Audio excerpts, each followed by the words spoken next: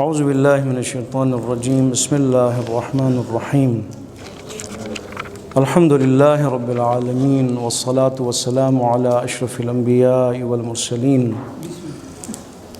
وعلى آلہ الاطیبین الاطہرین لا سیما بقیت اللہ فی الارضین روحی وارواح العالمین له الفدا واللعنة الأبدية على أعدائهم من الآن إلى قيام يوم الدين رب اشرح لي صدري ويسر لي أمري واحلل عقدة من لساني يفقهوا قولي أما بعد قال الله تبارك وتعالى في كتابه المجيد وفرقانه الحميد وقوله الحق أعوذ بالله من الشيطان الرجيم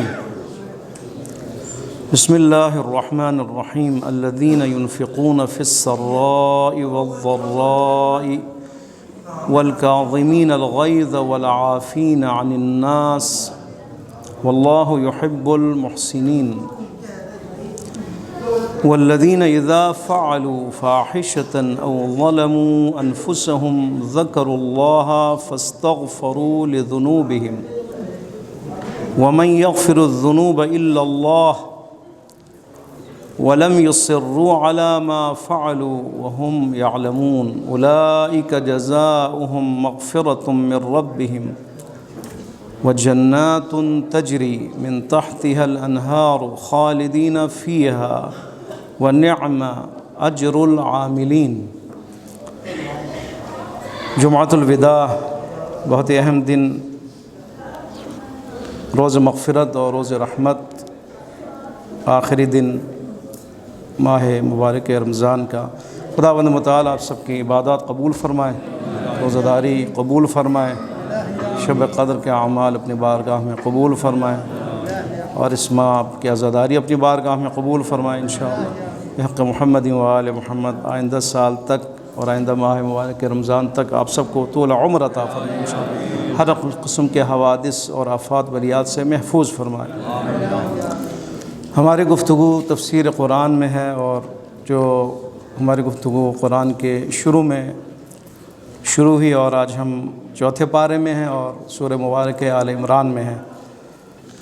سورہ آل عمران کی آیت نمبر 134، 135 اور 136 خداوند متعال ارشاد فرما رہا ہے الذین ینفقون، وہ لوگ جو خرچ کرتے ہیں، فی السراء والضراء، سراء یعنی خوشحالی میں، ضراء یعنی بدحالی میں۔ متقین کی صفات بیان ہو رہی ہیں۔ آپ دیکھیں پچھلی آیت 133 نمبر آیت، جس میں خداوند متعال نے آخری جو لفظ تھا وہ متقین تھا، للمتقین۔ وسارعوا الی مغفرۃ، جلدی کرو، من ربکم، اپنے پروردگار کی طرف سے جو مغفرت تمہارے انتظار میں ہے، جو بخشش تمہارے انتظار میں ہے، اس مغفرت اور بخشش کی طرف جلدی کرو، لیٹ نہیں کرو، جلدی کرو، پہل کرو۔ اور وہ جنت جو تمہارے انتظار میں تمہارے پروردگار کی طرف، ارضها السماوات والارض، جس کی وسعت آسمانوں اور زمین تک پھیلی ہوئی ہے، اس کی طرف جلدی کرو۔ وعدت للمتقین، جو تیار ہے، آمادہ ہے، کس کے لیے؟ متقین کے لیے۔ اور اس کے بعد اب متقین کی صفات بیان ہو رہی ہیں۔ الذین ینفقون فی السراء والضراء والکاظمین الغیظ والعافین عن الناس، یہ چند صفات بیان ہو رہی ہیں۔ بالکل سورہ مبارک بقرہ کے شروع میں جس طرح خداوند متعال نے فرمایا الف لام میم ذالک الکتاب لا ریب فیہ ھدی للمتقین، یہ قرآن ہدایت ہے متقین کے لیے۔ اس کے بعد صفات شروع ہوئی، الذین یؤمنون بالغیب ویقیمون الصلاۃ ومما رزقناہم ینفقون۔ اس کے بعد آگے آسمانی کتابوں پر اور اس کے بعد آخرت پر جو یقین رکھتے ہیں۔ پھر فرمایا کہ یہ جو 5 صفات جن کے پاس ہے، جو 5 صفات کا حامل ہے، وہ اولئک علی ھدی من ربہم، یہ 5 صفات کے متقین ہدایت پر ہیں، یہ ہدایت پر ہیں۔ اگر ہم نے اپنے آپ کو جانچنا ہو کہ ہم ہدایت پر ہیں، صراط مستقیم پر ہیں یا نہیں ہے، شروع قرآن میں خداوند متعال نے ارشاد فرمایا متقین بنو، صفات 5 ہیں۔ لیکن یہاں پہ بھی آپ دیکھیں سورہ آل عمران 134 نمبر آیت، اس کے بعد خداوند متعال نے متقین کی صفات بیان کی ہیں۔ تو یہ تکرار ہے، بار بار متقین کی صفات بیان ہوئی نہیں۔ قرآن تربیت کی کتاب ہے، کتاب تربیت ہے۔ خداوند و تعالی مختلف روشوں سے، مختلف طریقوں سے اور مختلف جگہوں پر مختلف حالات کے مطابق متقین کی صفات اور باقی موضوعات بیان فرماتا ہے۔ کیونکہ تربیت کی کتاب ہے، تکرار بھی ہے اس کے اندر۔ اگر علمی کتاب ہو، مثلا کیمسٹری، بایولوجی ہو، فزکس ہو، وہاں پہ آپ اگر تکرار ہو، ایک چیپٹر تکرار ہو، کوئی چیز بات تکرار ہو، تو وہاں پہ مایوس سمجھا جاتا ہے۔ لیکن جب ہدایت کی کتاب ہو، تکرار لازم ہے۔ فَبِأَيِّ آلَاءِ رَبِّكُمَا تُكَذِّبَانِ، بار بار تکرار ہو رہا ہے سورہ الرحمن میں۔ کیوں؟ اس لیے تربیت کرنی ہے خداوند و تعالی کی ذات نے، ہمارے ذہن کو تیار کرنا ہے، دہرایا ہے خداوند و تعالی نے بار بار، تاکہ ذہن نشین ہو، تاکہ ہمیں پتہ چلے، ہم نہ بھولیں، ہم غفلت کے شکار نہ ہوں۔ یہاں پہ بھی دیکھیں صفات بیان ہوئی، فرق ہے دونوں میں۔ سورہ بقرہ کے شروع میں جو متقین کی صفات بیان ہوئی ہیں اس میں، اور یہاں جو بیان ہو رہی ہیں اس میں فرق ہے۔ وہاں بنیادی طور پر عقائد سے اس کا تعلق ہے، اور عمل انسان کے ساتھ اس کا تعلق ہے، یعنی عقیدہ اور بنیاد، انسان کی متقین کی بنیاد، فاؤنڈیشن، اس کے ساتھ اس کا تعلق ہے۔ ٹھیک ہے نا، دو چیزیں، یعنی ایمان کا تذکرہ ہوا وہاں پر اور عمل کا تذکرہ ہوا۔ الذین یؤمنون بالغیب، ایمان کا تذکرہ۔ پھر آپ دیکھیں یؤمنون بما انزل الیک، پھر ایمان کا تذکرہ۔ پھر وبالآخرۃ ہم یوقنون، پھر ایمان کا تذکرہ۔ اور بیچ میں آپ دیکھیں دو عملوں کا تذکرہ ہوا، ویقیمون الصلاۃ، نماز قائم کرتے ہیں متقین، ومما رزقناہم ینفقون، اور ہم نے جو ان کو رزق کے طور پر دیا ہے اس کو میں سے خرچ کرتے ہیں۔ لہٰذا یہاں پر ابتدائی تقویٰ کا مرحلہ ہے۔ تقویٰ کے درجات ہیں، ابتدائی درجہ ہے اور اس کے بعد آخری مراحل ہے، اونچے درجے ہیں۔ وہاں پہ ابتدائی درجہ ہے تقویٰ کا، یہاں پر اخلاقی اور روحانی طور پر کمالات بیان ہوئے ہیں۔ یعنی یہ جو متقی ہے پھر وہ آگے جا کے کیا کرتا ہے، یہاں پہ بیان ہوا الذین ینفقون، یہ وہ افراد ہیں کہ جو خرچ کرتے ہیں، جو ہم نے رزق ان کو عطا کی ہے۔ یہاں پہ بیان ہو رہا ہے خوب یہ رزق جو بیان کیے، آیا بدحالی میں بھی یہ خرچ کرتا ہی نہیں کرتا، رزق کم ہو جائے، تنخواہ کم ہو جائے پھر بھی خرچ کرتا ہی نہیں کرتا۔ ٹھیک ہے، یعنی اگلے مراحل کو بیان ہوا ہے، اس کی جو ارتقائی مراحل کو بیان ہوا ہے۔ یہ انسان، یہ جو متقی جو نماز پڑھ رہا ہے، ایمان رکھتا ہے، آیا جب غصہ آ جائے تو کنٹرول کرتا ہی نہیں کرتا۔ اگر کوئی اس کو تنگ کرے، بد اخلاقی کا مظاہر کرے، یہ متقی انسان آیا اگلے درجے میں داخل ہوا ہی نہیں ہوا، معاف کرتا یا نہیں کرتا۔ دیکھیں آپ نے، الذین ینفقون فی السراء والضراء، وہ لوگ متقی وہ ہیں کہ جو خرچ کرتے ہیں فی السراء والضراء، سراء اور ضراء کے اندر۔ اب دیکھیں ایک صلوات پڑھیں محمد و آل محمد پر، اللہم صلی علی محمد و آل۔ یہ بہت اہم ہے کہ جو وہاں جو متقین کی صفات ہے اور یہاں جو متقین کی صفات ہے، اس میں فرق کو بتایا جائے پہلے، اس سے پہلے کہ آیات کو شروع کریں۔ بس پہلا فرق کیا ہے، وہ ابتدائی مرحلہ ہے، یہ اگلا مرحلہ ہے۔ اس کے لیے بڑا اہم، بہت ہی خوبصورت مثال پیش کی علماء کرام نے۔ پہلے مرحلے میں خداوند متعال نے اس درخت کے اس بیج کی طرح بیان کیا، یعنی درخت کا ایک بیج ہے، اس کی جڑ ہے، متقی کے ایمان، یعنی اس کے اندر جو ایمان کا بیج ہے اور اس کی جو بنیاد اور جڑ ہے وہ بیان ہوا ہے۔ لیکن آج جو بیان ہو رہا ہے سورہ مبارکہ آل عمران میں، خداوند متعال اس پھول کو اور اس خوشبو کو بیان فرما رہا ہے، متقین کے اس شخصیت سے جو خوشبوئیں نکلتی ہیں۔ فرق ہے نا دونوں میں، ایک درخت ایک پودا ہے، اس کی جڑ ہے، ٹھیک ہے، اس کی ایک جڑ ہے، اس کے ایک بیج ہے، بیج کے بعد جڑ ہے، ضروری ہے یہ بھی، یہ نہ ہوتا اس کا وجود نہیں ہے۔ لیکن اس کے بعد جب یہ کھلے، پھول کھلے، اس کے بعد خوشبو آنے لگے، اس کے بعد وہ پھل دینے لگے، یہ اس کا اوج ہے نا، اس کا اوج ہے، یہ بھی بہت ضروری ہے۔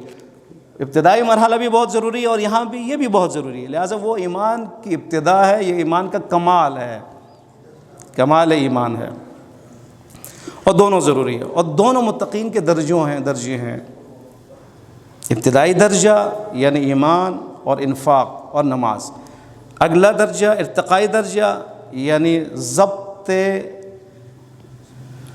کظم جسے کہا جاتا ہے، یہ غصے کو کنٹرول کرنا، عفو کرنا، معاف کر دینا۔ ابھی ہم بیان کریں گے عفو کا کیا معنی ہے۔ الذین ينفقون فی السراء والضراء، سرا اور ذرا، خوشحالی میں بدحالی میں، دونوں میں خرچ کرنا ہے۔ اب دونوں میں ممکن آپ کے ذہن میں سوال ہے، خوشحالی میں پیسے ہیں، سب کچھ ہے، وہ خرچ کر رہا ہے، پیسے نہیں ہے، کم ہے پیسے، وہ کیسے خرچ کرے گا؟ ذرہ یعنی جو وہ تنگ دست ہے۔ خدا متعال یہی دیکھنا چاہ رہا ہے کہ انسان کا پیسوں کے ساتھ کیا تعلق ہے، کیسا تعلق ہے۔ خدا متعال یہ نہیں دیکھتا کہ آپ خرچ کریں یا نہ کریں، خدا متعال یہ دیکھنا چاہتا ہے کہ آپ کا دل اور دماغ کی تربیت کیسی ہوئی ہے، اور آپ کو اس پیسوں کے ساتھ تعلق کیسا ہے، تعلق کیسا ہے۔ وہ تعلق اگر اس طرح ہو کہ اگر آپ کے پاس پیسے ہیں، سرا کے اندر ہے، ٹھیک ہے، اس وقت آپ خرچ کریں، آپ شاکر ہیں، شکر خدا انجام دے رہے ہیں، یعنی خدا متعال کی اس عظیم نعمت پر آپ شکر ادا کر رہے ہیں اور اس کو پھر بانٹ رہے ہیں۔ لیکن جب آپ ذرہ کی کیفیت میں ہوں، تنگ دست ہوں، پیسے کم ہوں، تنخواہ کم ہو، اس وقت آپ جو دے رہے ہیں، اس سے کیا مطلب ہے؟ اس نے توکل کی نشانیوں میں سے ایک ہے، وہاں پہ شکر کی نشانیوں میں سے ایک ہے، یہاں پہ آپ کا خدا کے اوپر اعتماد کی نشانیوں میں سے ایک ہے۔ وہاں پہ شکر کی علامت ہے، شاکر ہونے کی علامت ہے۔ سرا میں یعنی خوشحالی میں جب آپ پیسے ہو اور آپ خرچ کرتے ہیں، آپ شاکر ہیں الحمدللہ۔ یہاں پر جب آپ تنگ دست ہوں پھر آپ دیں، آپ کے پاس صرف 10,000 روپے ہے، آپ اس میں سے 5,000 دے رہے ہیں، آپ کے پاس آخر میں 50 روپے رہ گئے، اس میں سے آپ 10 روپے دے رہے ہیں، اس کا کیا مطلب ہے؟ یعنی آپ کا خدا کے اوپر اعتماد ہے، توکل ہے کہ وہ خدا مجھے دے گا، اس نے دیے وہ دے گا، اور یہ جو میرے پاس ہے یہ امانت ہے خدا متعال کی طرف سے، لہٰذا یہاں پر توکل کی علامت میں سے ہے۔ اور تنگ دستی میں انسان کا امتحان بڑھ زیادہ ہوتا ہے، بجائے اس کے اس کے پاس بہت پیسے ہوں، کیونکہ تنگ دستی میں انسان غم میں ہوتا ہے، یہ پیسے اس کا محبوب ہوتا ہے، وہ چاہتا ہے یہ بچا رہے، ٹھیک ہے۔ آپ کے پاس اگر لاکھوں اربوں کروڑوں ہوں تو آپ کے پاس ہے نا، خواب دے رہے ہیں، لیکن جب آپ کے پاس نہیں ہے، 100 روپے رہ گیا، کسی نے مانگ لیا، دیکھا یہ تنگ دست ہے، یہ دینے ضرورت ہے اس کو، آپ اس میں سے 50 دے رہے ہیں، یہ بہت بڑا امتحان ہے کہ اس وقت جب آپ بالکل ضرورت مند ہیں، آپ اس وقت جب آپ کو ضرورت ہے، آپ اس کے محتاج ہیں، اس وقت آپ دے رہے ہیں۔ لہٰذا خداوند متعال انسان کو ہر موڑ پر، چاہے وہ تنگ دست ہو، چاہے وہ غنی ہو، اس کو درد مند دیکھنا چاہتا ہے، اس کو ہمدرد دیکھنا چاہتا ہے۔ نہیں ہو سکتا کہ پیسے ہوں خرچ کرے، اس وقت درد ہے، احساس ہے، سب کچھ ہے، پیسے کم ہوں تو وہ درد اور احساس ختم ہو جائے۔ خداوند چاہتا ہے نہیں، ایسا نہیں ہونا چاہیے، انسان ہمیشہ بیدار ہو، ہمیشہ دینے والا بنے، ہمیشہ یہ انسان اس مال خدا کو اپنی امانت سمجھے۔ لہٰذا بہت اہم جملہ یہاں پہ مفسر فرماتا ہے فی السراء والضراء، یعنی سرا میں بھی وہ دیتا ہے، ذرا میں بھی وہ دیتا ہے، دونوں حالتوں میں یہ ہوتا ہے۔ یعنی کیا مطلب؟ یعنی وہ یہ دیکھتے ہیں کہ وہ مال اس کے ہاتھ میں ہے، نہ کہ اس کے دل کے اندر۔ دو چیزیں، ایک دفعہ ہے کہ مال اس کے دل میں آ گیا، ایک دفعہ مال اس کے ہاتھ میں، جیب میں، بینک میں، ٹھیک ہے، اس کے الماری میں، دونوں میں فرق ہے۔ وہ مال آپ کے ہاتھ میں ہو اور وہ مال آپ کے دل کے اندر ہو، دونوں میں فرق ہے۔ خداوند متعال کیا چاہتا ہے؟ وہ مال تیرے ہاتھ کے اندر ہو، دل میں اس کا محبت غالب نہ ہے تمہارے اندر، دنیا پرست مت بنو تم۔ اس لیے سرا اور ذرا دونوں کا تذکرہ خداوند متعال نے فرمایا۔ والکاظمین الغیظ، غصے کو پینے والا، متقی غصے کو پی جاتا ہے۔ غصے کے اندر جب کوئی انسان غصہ دلائے تو اس وقت کیا ہے؟ اس کے اندر آگ بڑھ کر ہی ہوتی ہے، اس آگ کا اثر اس کے چہرے پہ آ جاتا ہے، اس کا چہرہ سرخ ہو جاتا ہے، آنکھیں لال ہو جاتی ہیں۔ اس کا مطلب ہے اندر آگ کے شعلے ہیں جو بڑھ پھٹے کسی بھی وجہ سے۔ اب اس کے بعد جب یہ آگ ان کنٹرول ہو جائے تو پھر ہاتھ چلنا شروع ہو جاتا ہے، پھر پاؤں بھی چلنا شروع ہو جاتا ہے، پھر اس کے ہاتھ میں ڈنڈا وہ بھی چلنا شروع ہو جاتا ہے، پھر اس کے بعد طاقت ہو تو دھکے بھی دینا شروع کر دیتا ہے۔ فرماتے ہیں سارا کیوں؟ اس لیے کہ غصے کو کنٹرول نہیں کر پا رہا وہ، متقین کی صفات میں سے وہ متقین جو اگلے مرحلے میں جا رہے ہیں اور درجے میں بلند ہے ان ابتدائی متقین سے، جو صرف نماز پڑھتے ہیں، تھوڑا سا انفاق کرتے ہیں، ایمان ان کے اندر ہے، لیکن تقویٰ کا اگلا درجہ انہوں نے طے نہیں کیا یا طے نہیں کر رہے۔ فرماتے ہیں ان کے لیے ضروری ہے کہ وہ انفاق کریں دونوں صورتوں میں، سرا میں بھی ضرا میں بھی۔ دو، غصہ جب آ جائے تو غصے کو پی جانے والے ہوں، متقی کی صفات۔ والعافین عن الناس، اور عفو کرنے والے ہوں، لوگوں کو معاف کرنے والے ہوں۔ اس کے بعد آخر میں خدا متعالی اس آیے میں 134 فرمایا واللہ یحب المحسنین، اللہ محبت کرتا ہے محسنین سے۔ اس کا مطلب ہے یہ صفات والے متقین محسنین میں سے ہیں، احسان کرنے والوں میں سے ہیں، یعنی کہ جو خرچ کرتے ہیں اپنے تونگری کے وقت اور اپنے مشکلات کے وقت، اور جو غصے کو کنٹرول کرتے ہیں، پی جاتے ہیں، پھٹنے نہیں دیتے اپنے آپ کو، اور وہ افراد کے جو عفو کرتے ہیں، معاف کر دیتے ہیں، محسنین میں سے۔ اللہ محسنین کو پیار اور محبت کرتا ہے۔ محسن یعنی جس کا عمل حسین ہے، یہ حسین لوگ کرتے ہیں، یہ حسین لوگوں کا حسین عمل ہے، ٹھیک ہے نا۔ احسان کسے کہا جاتا ہے؟ احسان یعنی جو اپنے آپ کو مشکل میں ڈال کر دوسروں کی مدد کرے، اس کو کہتے ہیں احسان۔ یعنی احسان اگر اس کو اوپر والے مصادیق میں دیکھا جائے، یعنی ہر حالت میں خرچ کرنے والا محسن ہے، غصے کو کنٹرول کرنے والا، جو فتنے کو پھیلنے نہیں دیتا، جو حالات کو فوراً کنٹرول کر لیتا ہے، جو اپنے نفس کو مکمل کنٹرول کر لیتا ہے۔ غصہ آتا ہے، اس کے اثرات پورے فیملی پہ پڑتا ہے، آپ کو پتہ ہے نا، یہ غصہ بڑا خطرناک چیز ہے۔ یہ غصہ اگر دوستوں میں آتا ہے، دوستوں کی دوستی خراب ہو جاتی ہے۔ یہ غصہ اگر ان کنٹرول ہو جائے، غضب ان کنٹرول ہو جائے، تو فیملی جو ہے منتشر ہو جاتی ہے۔ اس لیے متقین کی صفات میں سے کہ کظم غیظ، بس کظم غیظ محسنین کی صفات میں سے، ہر حال میں انفاق، چاہے وہ اس کے بعد ہو یا کم ہو، محسنین میں سے یہ، اور لوگوں کو معاف کرے۔ عفو کہتے ہیں۔ عفو کسے کہتے ہیں؟ عفو اسے کہتے ہیں کہ انسان کو اگر کوئی شخص اس کے ساتھ ظلم کرے، وہ معاف کر دے، اور اس طرح معاف کر دے گویا کچھ ہوا ہی نہیں ہے۔ عفو لغت میں آپ ڈکشنری میں دیکھیں تو اس کا مطلب مٹا دینا ہے، ختم کر دینا ہے، نشان بھی باقی نہ رہے، اس کو کہتے ہیں عفو۔ عافین عن الناس یعنی لوگوں کو معاف کر دے۔ کیا مراد؟ یعنی وہ لوگ جس نے اس پر ظلم کیا ہے، یا کوئی دشنام دیا ہے، کوئی غلطی ہوئی ہے اور یہ تنگ ہوا ہے، اس کو معاف کر دیتا ہے، اس طرح معاف کر دیتا ہے گویا اس نے کچھ کیا ہی نہیں ہے۔ یعنی کیا مطلب؟ دل میں نہیں لیتا کوئی چیز۔ ایک تو یہ ہے نا، آپ نے معاف کیا، معاف کرنے کے بعد آپ کے دل میں ہے کینہ ہے، سارا کچھ موجود ہے، ہمیشہ ہے، ٹھیک ہے، اس کو آپ نہیں بتا رہے، لیکن دل میں اس کی دشمنی موجود ہے، وہ اس نے جو کیا ہے وہ آپ کے دل میں ہمیشہ رہے گا۔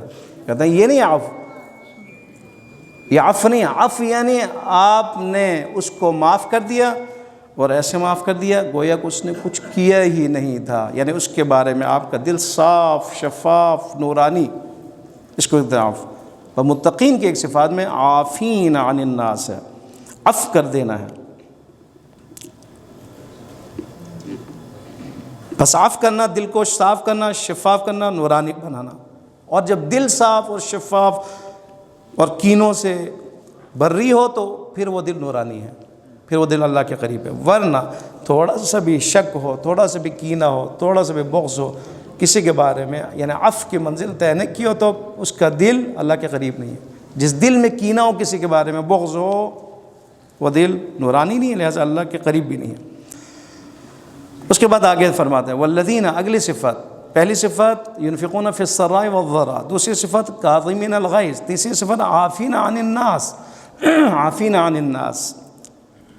والذین اذا فعلوا فاحشۃ، اگلی صفت وہ لوگ ہیں متقین کہ جب وہ کوئی برا کام انجام دیتے ہیں، فاحشہ یعنی کھلا اور نمایاں غلطی، زنا، لواط، ایسی چیزیں، پھر بے حجابی، ان سے ریلیٹڈ جو چیزیں جو کھلے عام ہر انسان اس کو ناپسند کرتا ہے، اور وہ کھلے عام کرتا ہے، اور اس کے کھلے عام ہونے کی وجہ سے معاشرہ بگڑتا ہے، اس کو کہتے ہیں فاحشہ۔ اخلاقی جرائم سارے اس میں آتے ہیں۔ فرماتے ہیں والذین اذا فعلوا فاحشۃ، اس کا مطلب ہے متقی، یہ معنی اس کے یہ مطلب نہیں کہ معصوم ہستیوں کی طرح ہے، بالکل غلطی سے بھی پاک ہے۔ متقین سے مراد ہے، ہم نے کہا نا جب متقین کے درجے بیان کیے تو اس درجے میں بھی متقین آ جاتے ہیں کہ جو غلطیاں کرتے ہیں۔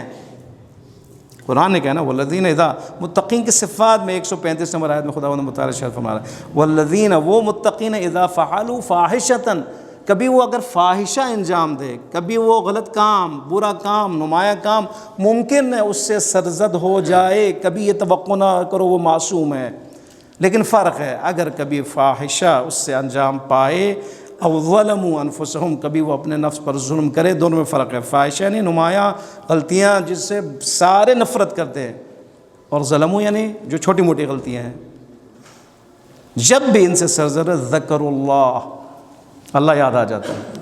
یہ ہے متقی۔ متقی نہیں ہے کہ جو بالکل غلطی نہ کرے، بالکل گناہ نہ کرے، وہ تو معصوم ہے۔ انسان غلطی کا پتلا ہے، نفس اندر ہے، شیطان ہے، دنیا کی محبت ہے، سارا کچھ ہے، غلطیاں ہو جاتی ہیں، فاحشہ انجام پاتا ہے، ظلم کر بیٹھتا ہے وہ۔ لیکن متقی کون ہے؟ متقی وہ ہے فوراً خدا یاد آ جائے، ذکر اللہ، وہ خدا کو یاد کرے، نہ صرف خدا کو یاد کرے یا اللہ یا اللہ یا اللہ یا اللہ، نہیں، فاستغفروا لذنوبہم، ہاں، طلب مغفرت بھی کرے، وہ خدا کی مغفرت طلب کرے، خدا سے مغفرت چاہے، معافی چاہے۔ وَمَن يَغْفِرُ الذُّنُوبَ إِلَّا اللَّهُ، اور نہیں ہے مغفرت کرنے والا سوائے اللہ کے، اللہ صرف معاف فرماتا ہے۔ اور اگلی صفت وَلَمْ يُصِرُّوا عَلَى مَا فَعَلُوا، اپنے جو گناہ یا فاحشہ یا جو ظلم وہ کر رہا ہے، جو گناہ وہ انجام دے رہا ہے، جو جرم وہ دینے جا رہا ہے، اس پر اصرار نہ کرے، اس کو کہتا ہے تقویٰ۔ اصرار یعنی اس کو بار بار تکرار نہ کرے، اس کو اپنی عادت مت بنا رہے۔ بس متقی سے مراد وہ نہیں ہے، بار بار میں دہرا رہا ہوں، متقی سے مراد نہیں ہے کوئی بالکل گناہ نہیں کرتا، وہ معصوم ہستیوں کی طرح اپنے آپ کو بنا لے یا بن جائے، نہیں۔ متقی یعنی جو غلطی کرتا ہے احساس سے غلطی کرنے لگتا ہے، جو غفلت کا شکار ہو جاتا ہے بیدار ہو جاتا ہے، جو اپنے آپ کو دیکھتا ہے دشمنوں کے شکنجے میں آ گیا فوراً آزاد کروا دیتا ہے، جو گر جاتا ہے فوراً اٹھ جاتا ہے، جو پھسل جاتا ہے پھر دو فوراً اٹھ جاتا ہے۔